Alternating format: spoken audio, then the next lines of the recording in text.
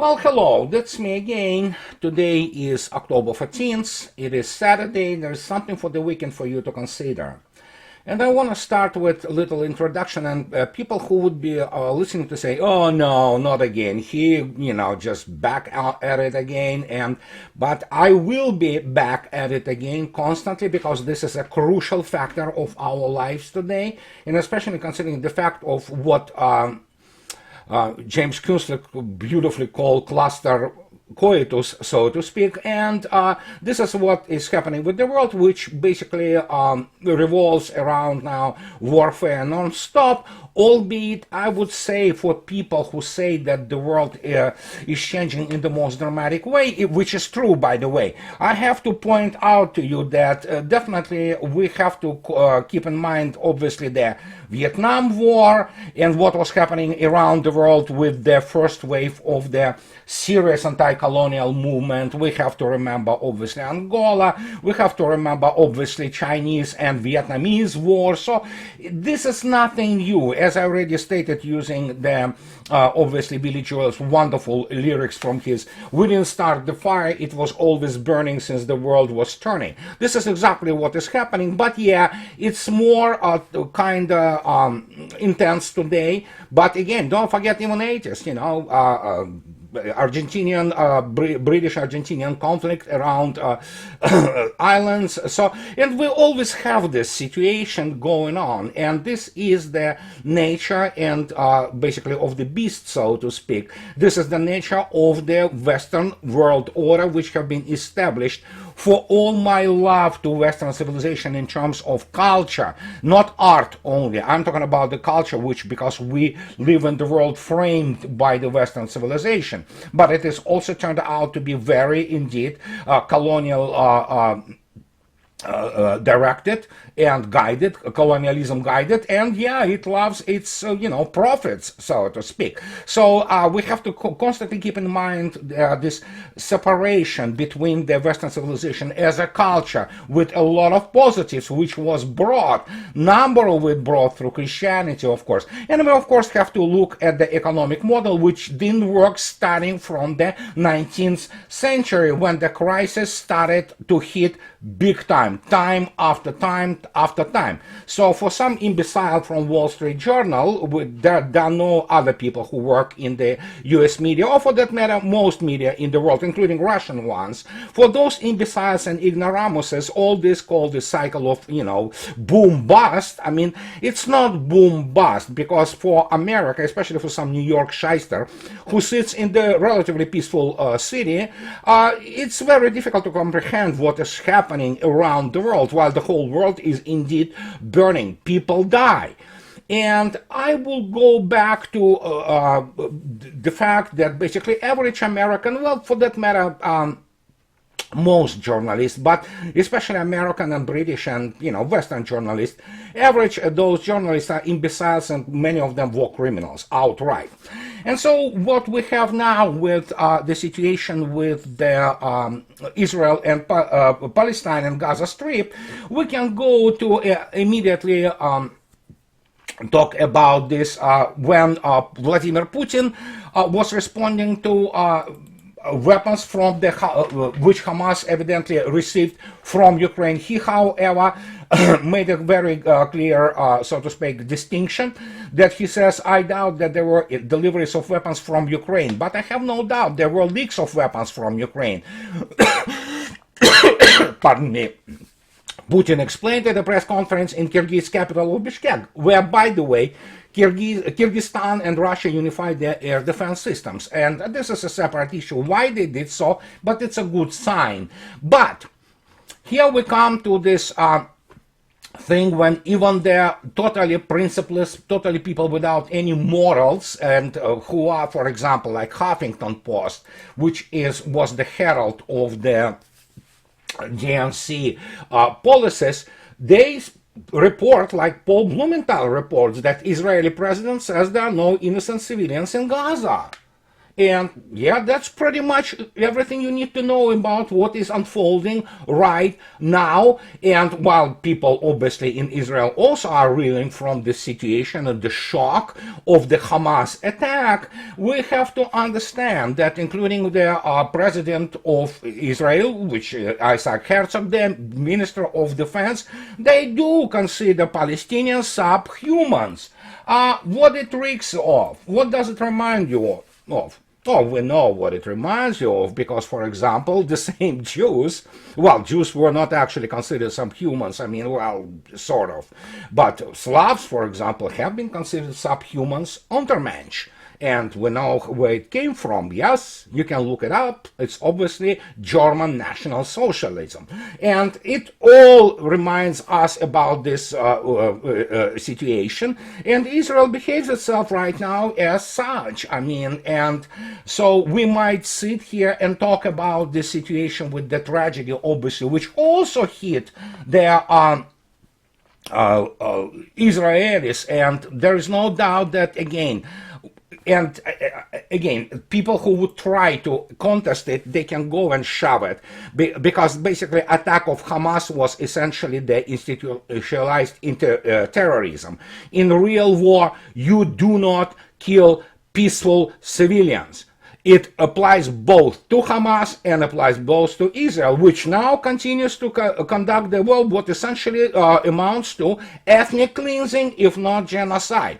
So you know what, you guys sit there and try to judge it whatever you want, but there are no good guys anymore. But what we have is the fact that, of course, what is happening is the, well, ethnic cleansing or genociding of the Palestinian population of Gaza sector, Gaza Strip. So this is what it is. Live with that. And in this particular case, that is why Russian plan, and they obviously want to make sure it is implemented on reducing the violence or getting some kind of the separation of the sides for now to stop the bloodshed, which is primarily now against Palestinians. So it was accepted, I mean, with applause, for example, from Hamas, who issued their statement saying that thank you, Russia, for, you know, basically introducing this idea.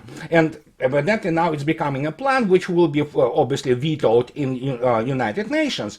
And if you go back to the same obviously Huffington Post, they will tell you that US State Department issued the directive through the email to US media, yeah, free media, it's just like ridiculous, to not use anymore any kind of the actually terms of endearment, so to speak, like stopping the violence and, you know, reducing the violence, stopping the fires on those sides and things of this nature, which would call for the kind of calming the situation. Yep, go there, read it, it was reported. So there you go. So much for the free press in the United States. And this is, again, as I already stated, practically anybody who works in corporate media in the United States are baiting the war crimes which are being committed right now against Palestinians. So there we go. We have the situation, and as you can see yourself, it looks pretty, how to put it, if we remove the tragic aspect of it, it looks pretty, how to say it, peculiar. And it will continue for some time, but I doubt, honestly, while, you know, Israel being typical Israel, bloviating and, with the pathos talking about their military capabilities and that they are ready for the military operation, I doubt that they can do anything inside Gaza Strip, which is essentially one fortress, essentially. And obviously, if they want to do the ground operation, well, good luck with that. I don't think so it will be that easy. Who knows how it will develop, but obviously, if they want to look up what the real urban combat is, they can, but Israeli Defense Force are not good at it. I mean, actually, the only thing they are good at is primarily self-promoting, using, of course, their American sources, which also promote them as if it's native force, this U.S. Army or U.S. Navy, and, of course, bombing civilian people from above. That's pretty much what they're good at. So, and talking about the whole warfare situation, let's go back to the some things which are worth keeping focus, as I already stated, and here it is. We have obviously 248th anniversary birthday of the U.S. Navy. And Representative Corey Mills, he actually congratulated on the 13th yesterday. Happy 244th birthday to the U.S. Navy. From the early days of the American Revolution to today, the Navy stands strong, defending our freedom and protecting our seas. So I have nothing against history of the U.S. Navy, which is in many respects glorious, covered with heroism and dedication and professionalism of people who served and serve in it, especially its absolutely magnificent World War II history. But there is a point, obviously, which everybody pointed out. You have, well, on this Congressman Corey Mills, you have the photograph of the Russian Kirov-class cruiser, Project 1144, and you have to ask the question, are they that stupid that they do not recognize that the United States doesn't have anything like this? No, they don't. That shows you what those representatives and their staffers are. Bunch of morons who really do not understand what they are dealing with. But hey, it's a beautiful cruiser. Russia has two of them. So one of them, Admiral Nahimov, will be going out on the state trial after deep, I mean, it's literally not even deep modernization. It's overhaul. It is a completely new ship nowadays, which carries Zircon cruise missiles, calibers, what have you, and it's just stuffed with the modern Russian missiles. But hey, here we are. Here's the U.S. Navy, and actually, I say, you know what? Especially considering the fact that I have many friends from U.S. Navy, what can I say? Hey, happy birthday. I mean, not everything the U.S. Navy did always was bad. And again, it's World War II history is glorious, and again, you cannot deny the heroism and professionalism of people who served in it. So, but that, however, brings us to yet another situation that Mr. Putin was talking about American media. And yesterday when he was talking about this in the press at Kyrgyzstan, he stated that when somebody asked him from Izvestia the question, American media outlets are saying that all the equipment in Ukraine and that in the Kant, gentlemen, just keep your mouth shut. Yes, it's called Kant. It's reads like Kant. Yeah, it's, I made a joke, I mean, for the, you know, when you American parents ask Sonny, where do you serve? It used to be the NATO base during the war in Afghanistan. He said, Mom, Dad, I serve in Kant, you know, so yeah, it's, let's call it Kant. And so they, basically the Izvestia journalist was talking about that the base is deserted. And here is RT, which doesn't fail, which fails to make their own due diligence. And they note that the journalist, when he was talking about the journalist from Izvestia, did not specify which U.S. outlets had made such claims. Shortly we'll get to this, but what basically Vladimir Putin said, you are reading the American media in vain. First, they often distort reality. Just listen to the former president of the United States. Listen to him. He will give you a good description of the current level of development of the American media. There is no, obviously, no, I mean, there's no development. There's a complete regress. I mean, basically, as I already stated, average American journal is a moron, and many of them have no, I mean, basically, understanding of right from wrong. And I understand some of them have to work there because they have no any other applicable professional skills, because it's a useless profession. Anybody with the good IQ and good language skills can become so-called journalists. But I mean, for the most part, American media are the ones which are pushing war crimes on the global scale, including in Ukraine. And so Putin basically debunking this, that they are at Kant, speaking that Russian basically people are there. There are obviously rotation of the personnel there, but he said they are on combat duty and service. But when RT asks, he did not specify which media outlet. Well, let me specify you, because everything is very easy to find. Just to give you one example out of many, out of the propaganda and garbage which American and Western media put out there, here it is. September 13th, 2022. It is already, if you calculate the 9 minus 2, roughly we have already 7 months of special military operation in progress. And as you can see yourself, investigation shows contractors at Russian base in Kyrgyzstan dispatched to Ukraine. Get their source. One Kyrgyz man in command said about 300 contract soldiers from the Russia Tuva region have been deployed to the Kant air base in late 2021, and then of course they allegedly left. And let me put it this way. When you have your source as one Kyrgyz man, then, well, what do you expect? This is Radio Free Europe and Radio Liberty. It's one of the CIA fronts, and they basically spread just complete misinformation. And that is why for the last few months, while the Ukrainian or whatever left from the armed forces of Ukraine have been slaughtered on the industrial scale, we didn't have from the US media anything but, just apology for them.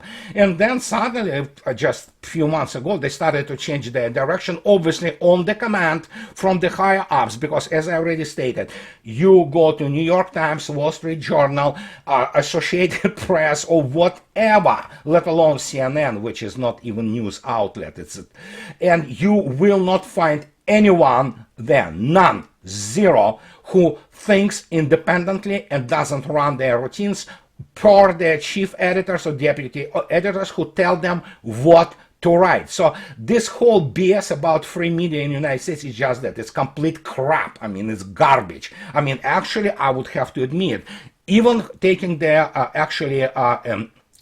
admission for very low quality of Russian journalists, but Russian journalists and Russian journalism and Russian press is much freer than that in the United States.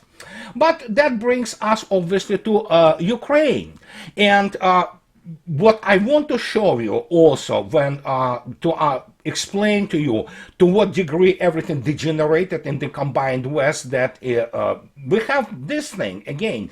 It was a year ago. If you go out there and take a look at this, and it's there by Mr. Ward Carroll, the graduate of the U.S. Naval Academy. He was Webb's backseat at F-14, which was already basically obsolete aircraft, combat aircraft by the end of the 90s. And guess what? A year ago, he posted The Ghost of Kiev, the legend of the Ukrainian ace in a day. And he explains how this Ghost of Kiev, of course, basically was killing Russians, I don't know, like 20 Su-35s and, 50 Su-57s a day, something like that. So what is really scary here, that this is actually indeed a professional of the combat aircraft. Not that F-14 Tomkins really did any part in the really serious anything. No U.S. Air Force ever fought a serious air war in our times, but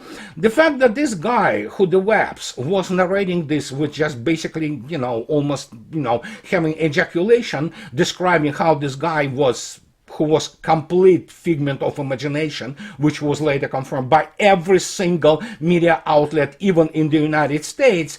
But he bought it. He bought it, this BS from Kiev regime. As you can see yourself, to 0.1 million views, 77,000 votes up, and a bunch of the fanboys who just literally just masturbated to this thing. So, and when you look at this, and when you have understanding that this is the weapons operator. This is the guy who has degree. He has probably engineering degree. He knows how to fly aircraft. Not probably that he is the main pilot, but obviously I think, correct me if I'm wrong, Webb's guys in the U.S. Air Force or anywhere, they do know how to, basically fly airplane, in terms at least to land it and to take off if need be. And here we have this. And those people believe this. And this continues on and on and on. Go to look at Business Insider. This is just collection of the lowlives there. They invent things, the same as Mr. Kirby invents things like Russians are doing those, the human waves and things of this nature. They are morons. I mean, not only that they are not moral people, when you have the people who are suggesting to ethnically cleanse Palestinians, you already have to understand that we are talking about war crimes and crimes against humanity. These are the types which are only required for the modern American elites. Many of them are, apart from being psychopaths.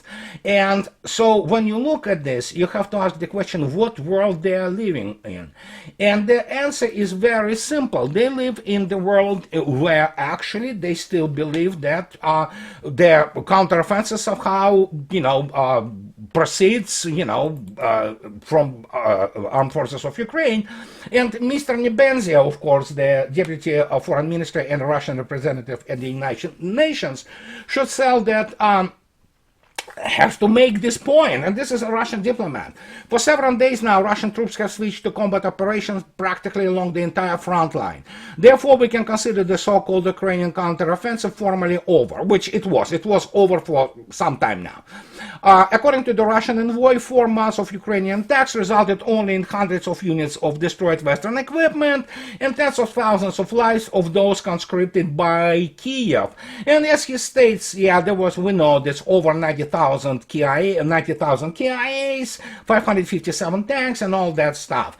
Instead of putting an end to the massacre of Ukrainians on the front line, the West continues to feed them weapons, like a drug to an addict. Well, it's pretty normal. I don't know how many drug addicts are in the modern U.S. political top. I know there are many, wink, wink, thus prolonging his agony, Nebenzia told the UN Security Council. And just basically, you can listen to what is happening now. The United States and NATO are grasping to the straw, to the last straw, because if they stop this now, they really cannot stop it, at least for now, because the whole world already sees for United States for what it was. A big geopolitical bully which actually cannot fight real serious war. And as I already stated, there are not a single American serviceman, none, zilch, from the top higher-ups in Pentagon down to the last sergeant, who do understand and know what modern continental warfare is, let alone what is continental warfare against the military superpower like Russia is. Because no American serviceman ever experienced the loss of what matters for them in their life, except for their own lives, if they are stupid enough to go and try to pretend that their field manuals written by some losers like Petraeus really can be applied to the what is happening now in the what is now former Ukraine. But yeah, you cannot fix stupid. There are some obviously professional people, like obviously Douglas McGregor and Intel people like my friend Larry Johnson, Scott Ritter, and the people of this nature who do understand this, but most don't.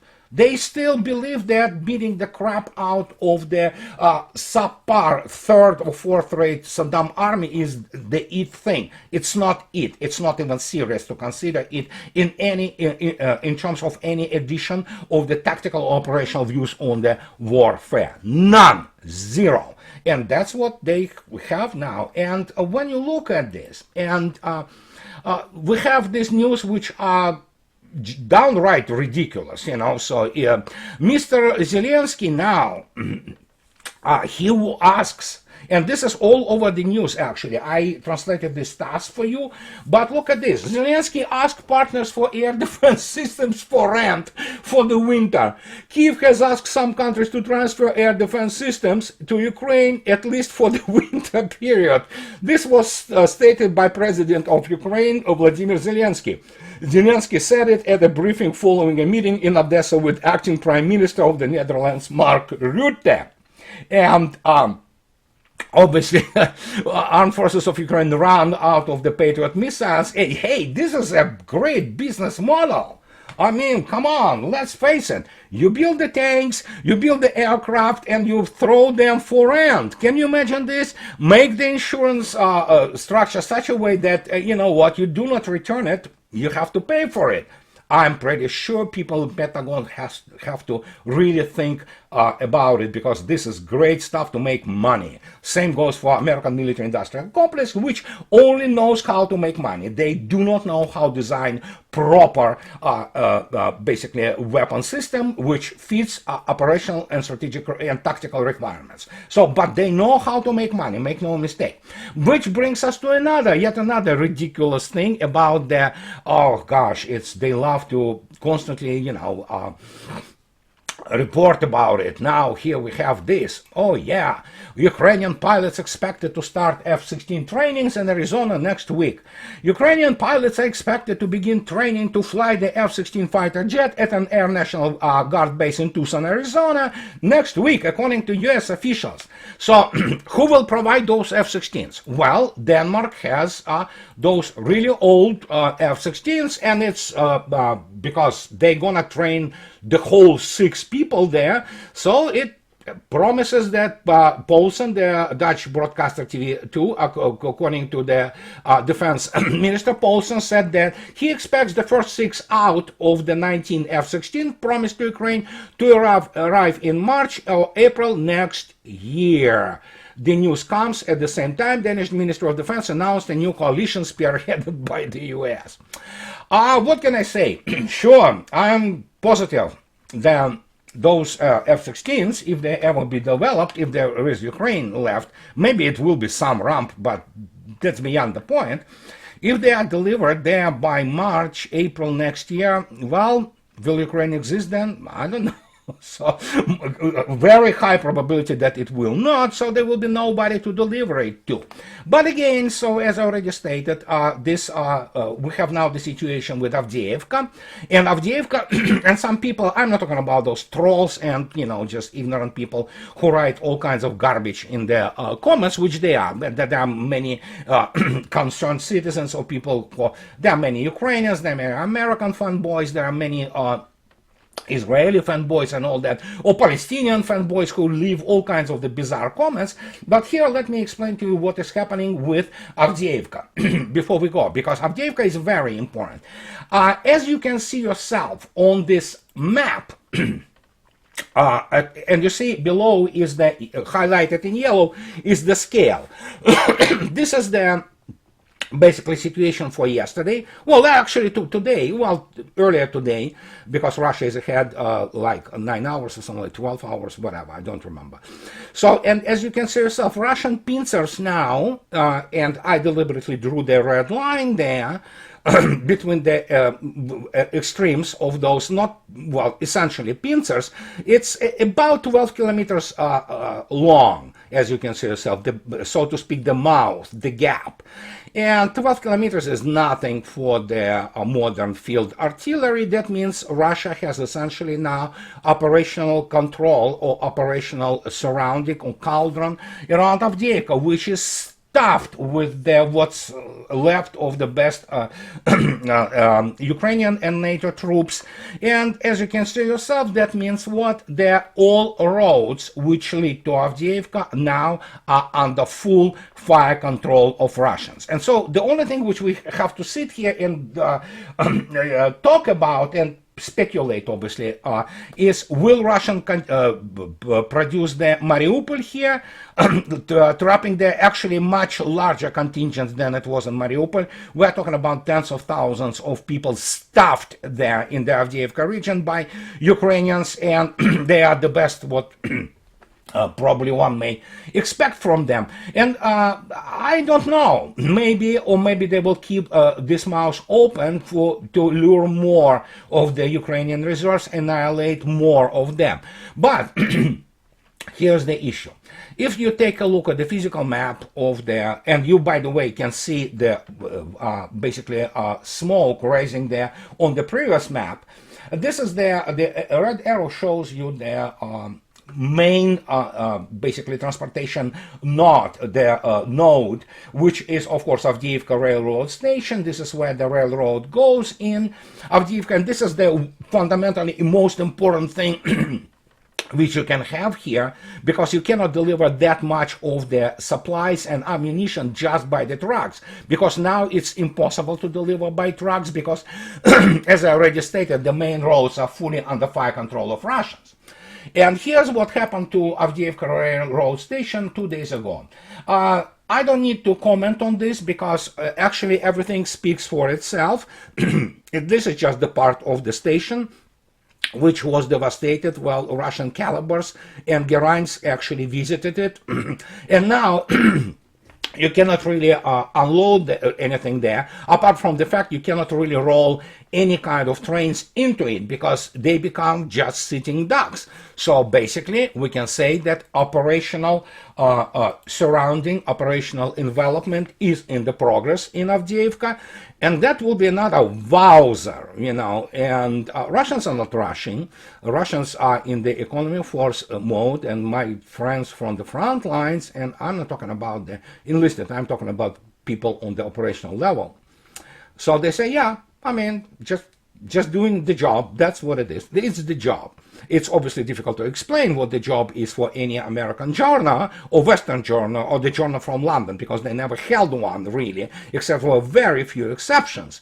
But yeah, it's a combat job. You just do your thing, you know, you have your own, you know, expenditure of the ammunition, you know your tactics, you know what units are involved, and there you go.